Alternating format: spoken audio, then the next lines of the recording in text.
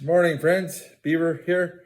Just skinned a raccoon, and this raccoon was shot, I guess, by a hunter. I'm not sure, but I found it by the road, and we're gonna skin it. It's got some pellets in the hide, but it's good practice. It'll either be skinned or thrown in the bush to rot. So we're gonna flip it over here. Nice. You can see the pellets right there from the 410 and the hide holes there. It ain't gonna be worth much, but we're gonna skin it. Might be a $4 or $5 tuna if we're lucky, maybe less. So that goes on there like this, you can see, and we're gonna start skinning down with my knife right here. Give it a bit of a sharp. This is my Smith knife sharpener. I bought it at Fur Harvesters, North Bay. All right, try to get a bit closer here. We're just gonna skin down here.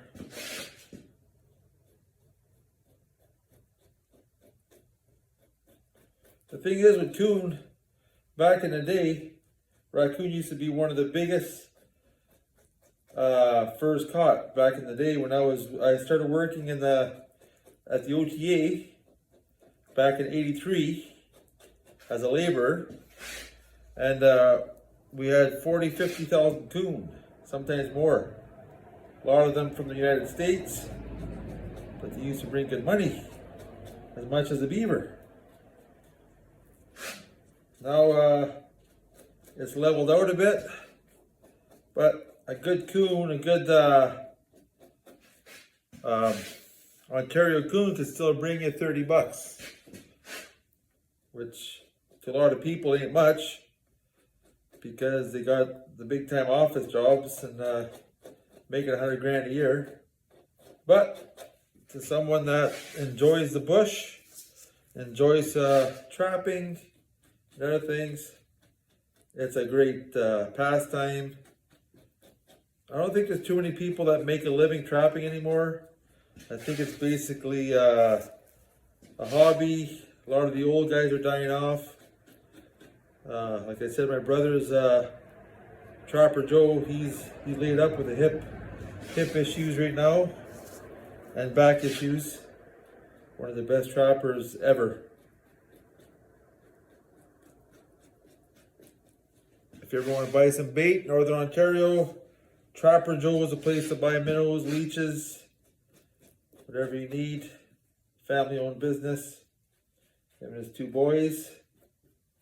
All right, we're just gonna skin down. We're basically gonna skin down to a certain extent, and then we're gonna use my Zeph. Find that here. This is gonna be used later on. My Zeph this has one sharp edge, one dull edge. It's for flushing otter.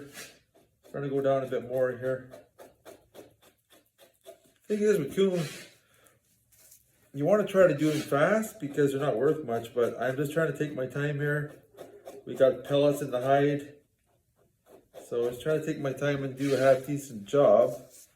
With these flushing boards, I also got this at the Fur Harvesters, North Bay, Ontario. You can check out them online for all your trapping needs. You also have rubber boots, hip waders, all kinds of newer technology. Rails running that up here in North Bay. Give them a call. All right, we're just gonna go down here a bit more, and then we're gonna use my Zeph.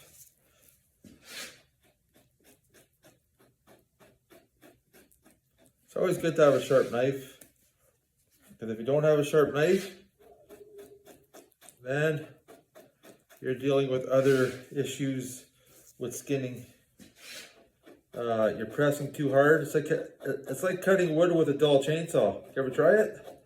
It's not good. And I'm going to use the fat off this for feeding the bluebirds later on. I have lots of bluebirds, and the chickadees love this stuff. let's see if we're down far enough. We're gonna clean this off a bit here. I've been doing muskrat with it. Give it a bit of a clean. All right. After every year, I clean off all my. So this is the sharp side. You could use this for skinning down. This is the dull side. The dull side is used for pushing down.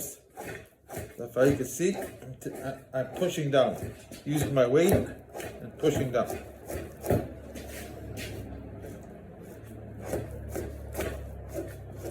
Like so.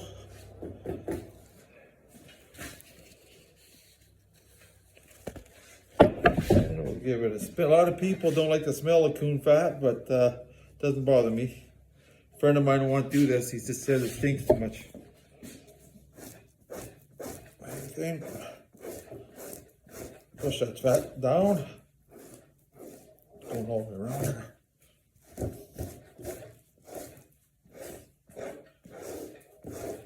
The hides are getting pretty good now.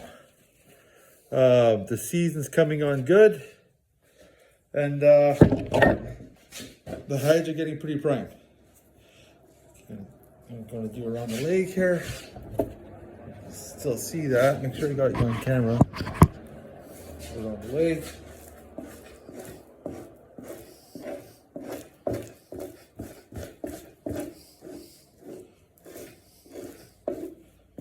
There we go.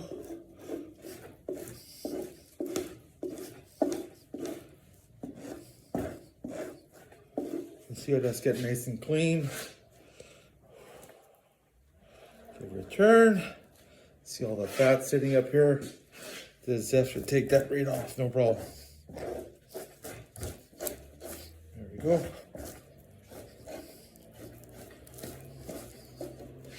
Now you take this side, the sharp side, and you can grab the fat like so.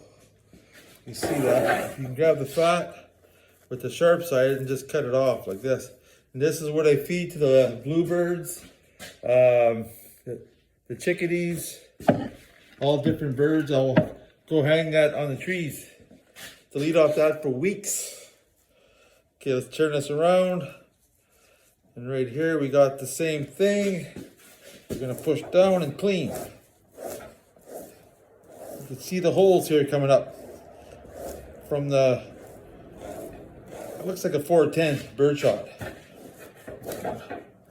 The more I get to the ass, you can see the holes. I'll show you that afterwards.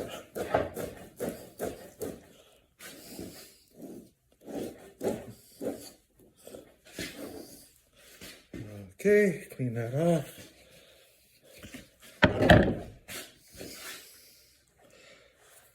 Raccoons are bad for going in your attic also. I don't know if you ever heard of that. Some more bird food here. Here we go. But they'll go up in your attic. They'll push up your flashing and they'll make a mess. So you got to be careful with these things. Cut some more of that bird feed off. All right, got lots of it there.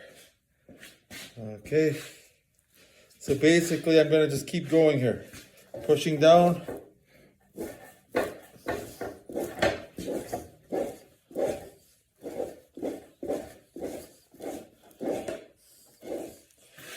Okay. And I'm going to turn it. I'm not a professional at coon. I usually catch 4 or 5 a year myself, so I'm not the fastest. Sorry if this video is a bit long, but I try to do a good job.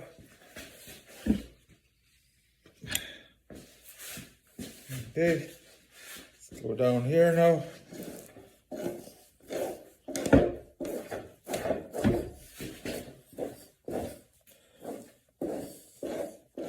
Okay, we're gonna turn it one more time here. We're almost done.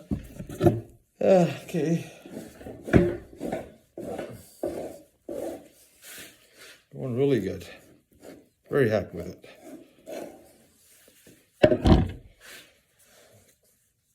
Okay, this is where where the coon got shot in the ass end. I don't blame people because they eat chickens too. Neighbor down the road here lost all his chickens. And then the raccoon will eat the feed, and sometimes there's too many coon. I know in the big city it's often a problem. All right. This bugger was shot right in the tail. I'll show you that later there. We're gonna go up here a bit higher. You can see that it was shot right here. All the holes there. I don't want to rip the tail off either, so this is gonna be a bit tricky here.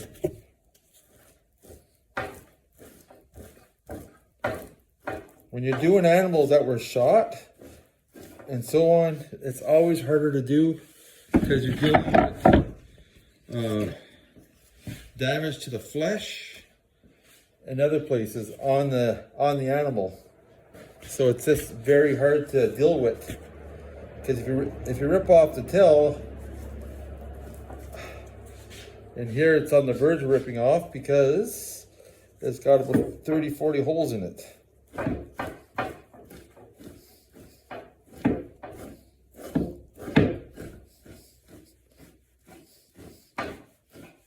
Do the best we can. Okay, we're almost done here. Finish off this tail.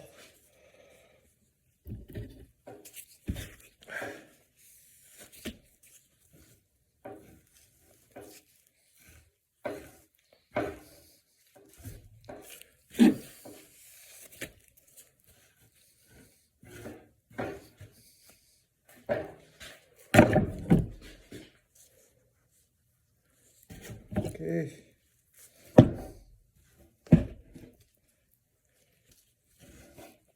Lost a bit of the tail there because there's so many holes in it. Can't really help it. So we lost the end of the tail. All right, so this is a coon ready for the board. Just move this a bit here so you can see me a bit. Okay. There's my feed for the bluebirds. Now, we basically grab our coon board, like so, and the coon will go on the board.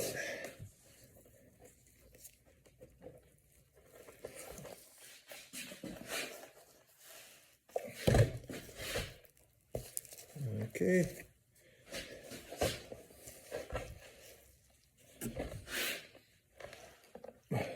So, what we're basically going to do now is we're going to tack the coon on the board.